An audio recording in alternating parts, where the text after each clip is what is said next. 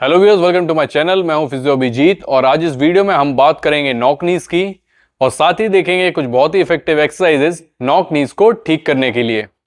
So viewers, जो knock नीज हैं उसमें हमारे जो घुटने हैं वो आपस में एक दूसरे को छूते हैं या टकराते हैं, लेकिन हमारे जो एंकल यानी कि टखने हैं वो एक दूसरे से दूर रहते हैं। तो क्या ये नॉक नीज जो है वो नॉर्मल होती है? तो जी हाँ, 2 से 5 साल के बच्चों में यदि नॉक नीज है तो वो नॉर्मल है, और जैसे जैसे बच्चा बड़ा होता है, 7 से 10 साल का होता है, ये जो नॉक नीज है वो अपने आप ठीक हो जाती हैं। लेकिन यदि 10 साल से ज्यादा उम्र के लोगों में नॉक नीज दिखाई दें या बड़ों में नॉक नीज दिखाई दें तो ये नॉर्मल नहीं है और इसका सही ट्रीटमेंट करना जरूरी है।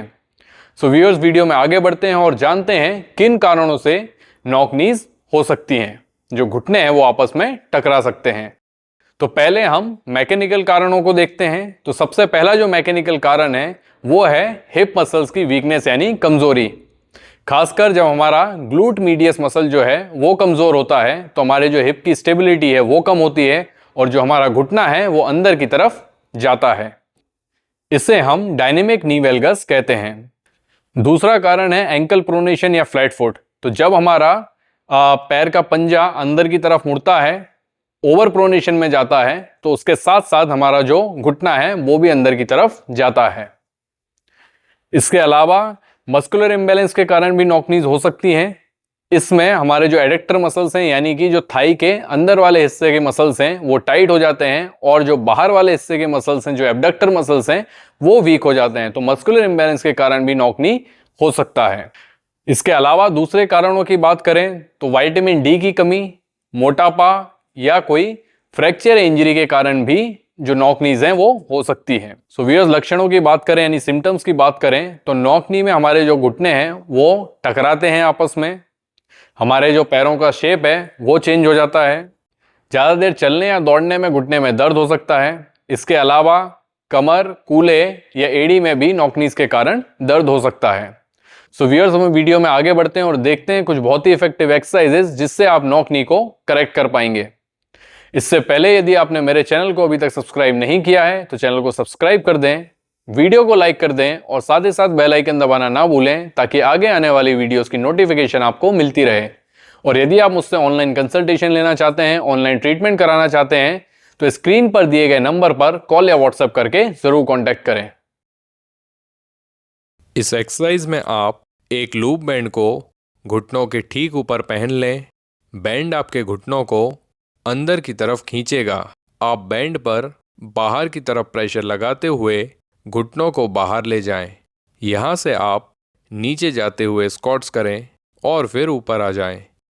इससे आपके ग्लूट मसल एक्टिवेट होंगे। आपके हिप, नी और एंकल तीनों एक ही लाइन में होने चाहिए। इस एक्सरसाइज के आप 10 से 15 रेपिटेशन के 2 से 3 सेट्स परफॉर्म करें।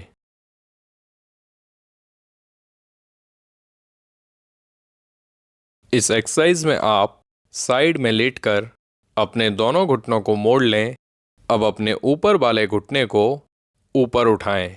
ऐसा करते हुए आपके पंजे आपस में कांटेक्ट में रहेंगे और सिर्फ घुटना ऊपर जाएगा। इस एक्सरसाइज को हम क्लैम सेल कहते हैं। ये एक्सरसाइज ग्लूटियस मीडियस मसल को टारगेट करती है। इस एक्सरसाइज को प्रोग्रेस करने के लिए और रेजिस्टेंस को ऐड करने के लिए आप इस तरह एक लूप बैंड का यूज कर सकते हैं। इस एक्सरसाइज के आप 10 से 15 रेपिटेशन के 2 से 3 सेट्स करें।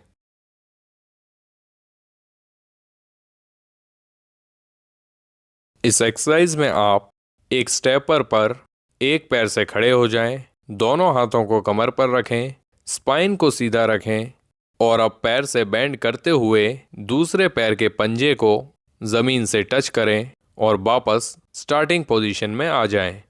ध्यान रखें, ऐसा करते हुए आपकी हिप, घुटना और जो एंकल है तीनों एक ही लाइन में होने चाहिए। घुटना अंदर की तरफ नहीं जाना चाहिए। जब आप इस एक्सरसाइज को आसानी से करने लगें तो मूवमेंट की रेंज या डेप्थ को बढ़ाने के लिए आप टोस की जगह हील यानी एड़ी को नीचे टच करें। इस एक्सरसाइज के आप 10 से 15 रेपिटेशन के 2 से 3 सेट्स परफॉर्म करें। इस एक्सरसाइज में आप इस तरह साइड लाइन पोजीशन में लेट जाएं। आपके दोनों पैर सीधे रहेंगे, आपकी कोहनी ठीक कंधे के नीचे होगी। अब यहाँ से अपनी कमर को ऊपर उठाएं और साइड प्लैंक बनाएं। आपकी गर्दन भी इस दौरान न्यूट्रल रहेगी। आप इस पोजीशन में 30 से 45 सेकंड तक रुकें और 2 से 3 बार इसे दोहराएं। आप डायनेमिक प्लैंक भी कर सकते हैं, जहां आपकी कमर इस तरह ऊपर नीचे मूव होगी। इसके आप 10 से 15 रेपिटेशन के 2 से 3 सेट्स परफॉर्म करें।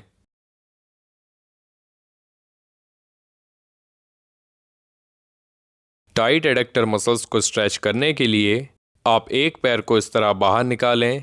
आपका पंजा और घुटना हल्के बाहर की तरफ रहेंगे और एक ही लाइन में रहेंगे।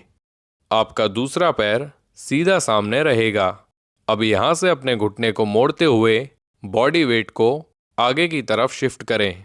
आपको इस पैर के जांघ के अंदर वाले हिस्से में स्ट्रेच फील होगा। इस स्ट्रेच को आप 30 सेकंड तक होल्ड करें और 3 बार दोनों पैरों से इसे दोहराएं।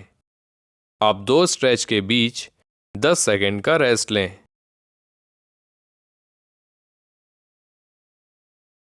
इस एक्सरसाइज में आप सीधे बैठकर एक पैर को दूसरे पैर के ऊपर क्रॉस करके इस तरह रख लें और फिर उसी तरफ के हाथ से घुटने को नीचे की तरफ प्रेस करें। आप 5 से 10 सेकंड तक घुटने को नीचे प्रेस करें और इस तरह 10 से 15 बार इसे रिपीट करें।